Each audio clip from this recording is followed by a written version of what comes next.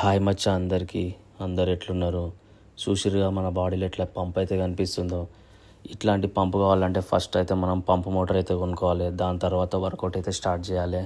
చలో మన first variation వచ్చేసి reverse lat closed pull down కొట్టినాం మనం.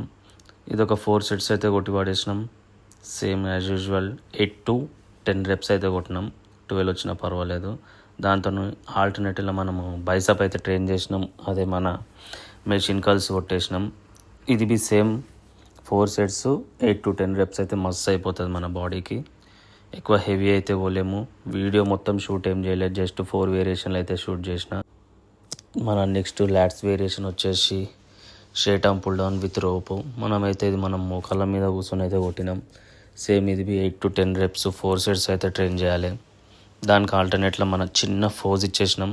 చూసిరుగా పంప్ ఎట్లా కనిపిస్తుందో, ఎక్దమ్ బుర్రపాడు పంప్ అనుకోగా నువ్వు.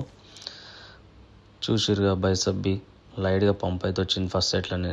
చలో మన సెకండ్ వేరియేషనే సింగిల్ హ్యాండ్తోనైతే బైసప్ కల్ కొట్టినాం. ఇది బి మనం మెషిన్ మీదే ట్రైన్ చేసినాం. ఎక్కువ స్ట్రెస్ ఏం తీసుకోలేము. స్లో అండ్ స్టడీగా ఈ వర్కౌట్ అయితే చేసినాం.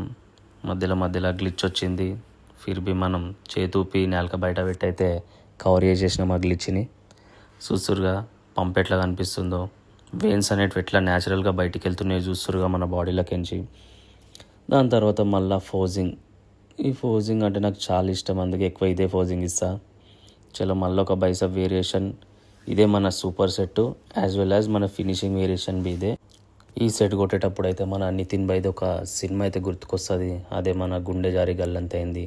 ఈ సెట్ కొట్టేటప్పుడు మన గుండె జారి అయితే కింద పడుతుంది. అట్లనే ఉంటుంది వేరియేషన్. చూడడానికి సింపుల్ అనిపిస్తుంది, ఒకసారి అయితే కొట్టి చూడండి భయ్య.